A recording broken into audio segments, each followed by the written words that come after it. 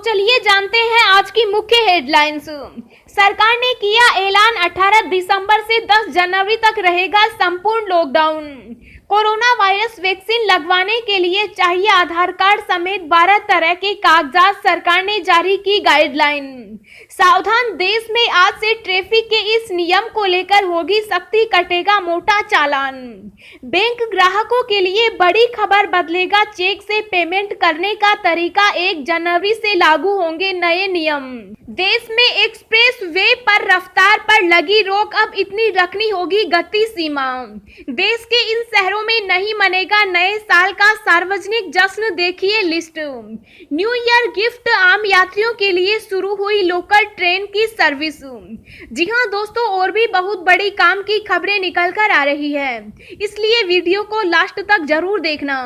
तो चलिए जानते हैं एक एक करके तमाम बड़ी खबरों को। पर इससे पहले अभी तक आपने इस वीडियो को लाइक नहीं किया तो लाइक कर दीजिए। तो चलिए वीडियो स्टार्ट करते हैं। आम आदमी को बड़ा झटका, 15 दिन में दूसरी बार बढ़े एलपीजी गैस सिलेंडर के दाम, आज इतने रुपए महंगा हुआ। जी हां, सरकार ने आम आदमी को बड़ा झटका दिया है। सरकार ने एक बार फिर एलपीजी गैस सिलेंडर की कीमतें बढ़ा दी है। एलपीजी गैस सिलेंडर की कीमतों में 50 रुपए प्रति सिलेंडर की बढ़ोतरी हुई है।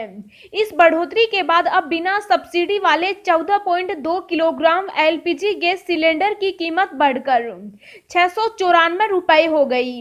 गैस सिलेंडर की कीमतों में 15 दिनों में यह दूसरी बढ़ोतरी है। इसके अलावा 19 किलोग्राम वाले कमर्शियल गैस सिलेंडर के भाव में 36 रुपए की बढ़ोतरी हुई। नई कीमतें आज से लागू हो गई। इससे पहले तेल कंपनियों ने 3 दिसंबर को गैस सिलेंडर के भाव में 50 रुपए का इजाफा किया था। 15 दिनों में गैस सिलेंडर की कीमतों में 100 रुपए की तेजी आई है। कोरोना वायरस वैक्सीन लगवाने के लिए चाहिए आधार कार्ड समेत 12 तरह के कागजात, सरकार ने जारी की गाइडलाइन। जी हां, वैश्विक महामारी कोरोना वायरस से निजात पाने के लिए इसका टीका बनाने का काम भारत में भी युद्ध स्तर पर चल रहा है। केंद्र सरकार ने भी टीकाकरण के लिए पूरी तैयारी कर ली है। वैश्विक महामारी कोरोना वायरस टीकाकरण के लिए 50 साल या उससे ज्यादा उम्र के व्यक्ति को चिन्हित करने के लिए नए मतदाता सूची का इस्तेमाल किया जाएगा। कोरोना वायरस टीकाकरण के लिए रजिस्ट्रेशन करवाने के लिए मतदाता पहचान पत्र, Aadhaar card, driving licence, passport, pension के दस्तावेज समेत 12 दस्तावेजों में से कोई एक जरूरी होगा। सावधान, दिल्ली में आज से ट्रैफिक के इस नियम को लेकर होगी सख्ती, लगेगा 5,500 रुपए का फाइन। जी हां, दिल्ली में अब हर गाड़ी पर कलर कोटेड फ्यूल स्टिकर और हाई सिक्योरिटी नंबर प्लेट लगाना अनिवार्य है। अगर दिल्ली में रजिस्टर हुई किसी गाड़ी पर ये दोनों चीजें नहीं मिलती है तो उन पर जुर्माना लगाया जाएगा। दिल्ली में अब अभियान भी चलाया जा रहा है जिसमें वाहनों की जांच की जाएगी और ये चेक किया जाएगा कि हाई सिक्योरिटी रजिस्ट्रेशन प्लेट और कलर कोटेड स्टिकर लगा है या नहीं। वहीं इनके नहीं लगे होने पर 5,500 रुपए का चालान भी काटा जा सकता है। दिल्ली में अब colour coated fuel sticker Delhi की गाड़ियों के लिए काफी जरूरी है। गाड़ी के लिए कलर कोटेड स्टिकर इसलिए खास है क्योंकि इससे ये पता चलेगा कि गाड़ी कौन से फ्यूल से चलती है। इस स्टिकर के जरिए पता चलने में आसानी होगी कि गाड़ी पेट्रोल या डीजल पर चल रही है या फिर इलेक्ट्रिक कार है। इतना ही नहीं, इससे ये भी पता चलेगा कि गाड़ी की रजिस्ट्रेशन कब हुई है और ये कौन सा बीएल मॉडल है। वहीं गार्ड पर लगे हाई सिक्योरिटी नंबर प्लेट पर मौजूद लेजर कोड भी इस पर मौजूद होगा। बैंक ग्राहकों के लिए बड़ी खबर, बदलेगा चेक से पेमेंट करने का तरीका, 1 जनवरी से लागू होंगे नए नियम। जी हां, रिजर्व बैंक ऑफ इंडिया ने नए साल की पहली सुबह यानी 1 जनवरी 2021 से चेक के जरिए पेमेंट करने के नियमों में बदलाव कर दिया है। आरबीआई के नए पॉजिटिव पे सिस्टम के तहत चेक के जरिए 50,000 रुपए या इससे ज्यादा पेमेंट पर कुछ जरूरी जानकारियों की दोबारा पुष्टि करनी होगी। होगी। हालांकि यह अकाउंट होल्डर पर निर्भर करेगा कि वह इस सुविधा का लाभ उठाता है या नहीं। देश में तेजी से बढ़ते बैंकिंग धोखाधड़ी के मामलों पर रोक लगाने के लिए आरबीआई ने यह फैसला लिया है। दोस्तों, अगली खबर जानने से पहले आपसे एक रिक्वेस्ट है कि इस वीडियो को बनाने में मुझे बहुत ज्यादा मेहनत लगती है, तो इस मेहनत के लिए वीडियो को एक छोटा सा लाइक जरूर करें। मोदी सरकार ने कोरोना वैक्सीन को लेकर ऑपरेशन गाइडलाइन बनाई। जी हां, भारत सरकार ने कोरोना वैक्सीन को लेकर ऑपरेशन गाइडलाइन बनाई है। इसमें कैसे टीकाकरण किया जाएगा, इसका पूरा खाका तैयार है। पिछले हफ्ते केंद्रीय स्वास्थ्य मंत्रालय ने साफ कर दिया था कि कोरोना वैक्सीन के आने के बाद कैसे लोगों तक इसको पहुंचाना है, इसकी तैयारी कर ली गई है। पहले चरण में 30 करोड़ लोगों को ये वैक्सीन कैसे मिले, इसका प्लान तैयार कर लिया है। हालांकि कौन सी वैक्सीन भारत में आने वाली है ये साफ नहीं है, लेकिन सरकार ने ये तैयार कर लिया है। टीकाकरण के लिए 5 लोगों की टीम होगी। इन्हें वैक्सीनेटर ऑफिसर कहा जाएगा। पहला वैक्सीनेटर ऑफिसर एंट्री पर होगा, जो दस्तावेज देखने के बाद ही सेंटर में आने देगा। इसके बाद दूसरा ऑफिसर कोविन से डाटा मिलाएगा। तीसरा वैक्सीनेटर ऑफिसर डॉक्टर होगा और वही वैक्सीन देगा। बाकी 2 वैक्सीनेटर 30 मिनट तक मरीज को देखेंगे और भीड़ का नियंत्रण भी करेंगे।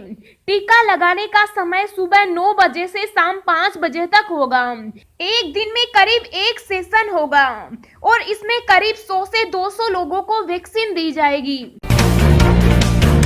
देश के इन शहरों में नहीं मनेगा नए साल का सार्वजनिक जश्न, देखिए लिस्ट। जी हां, साल 2021 चंद दिन दूर है। लोगों ने साल 2020 को अलविदा कहने और नए साल का स्वागत करने की तैयारियां शुरू कर दी। हालांकि इस जश्न पर भी कोरोना का असर नजर आएगा। जिन शहरों में कोरोना महामारी की रोकथाम के लिए नाइट कर्फ्यू लगाया गया है, वहां लोग सार्वजनिक स्थलों पर जश्न नहीं मना पाएंगे। साथ ही 31 दिसंबर से पहले स्थानीय प्रशासन भी ताजा निर्देश लागू कर देगा। यहाँ देखिए उन राज्यों या शहरों की लिस्ट जहां नाइट कर्फ्यू लगा है और यहाँ आम लोगों के लिए सार्वजनिक जश्न मनाना संभव नहीं होगा। हिमाचल प्रदेश सरकार ने कहा कि सार्वजनिक रूप से नए साल का जश्न नहीं मनाया जाएगा, क्योंकि राज्य सरकार ने रात के कर्फ्यू को 5 जनवरी तक बढ़ा दिया। पंजाब के सभी शहरों में नाइट कर्फ्यू लगा है। सभी शहरों में होटल और मैरिज गार्डन को हर हाल में रात 9:30 बजे बंद करना होगा। नियमों का उल्लंघन करने वालों पर फाइन दोगुना करते हुए 1000 रुपए कर दिया गया है। राजस्थान के 5 शहरों में 21 नवंबर से अनिश्चित काल के लिए नाइट कर्फ्यू लगा है। गुजरात में भी नाइट कर्फ्यू लगा है।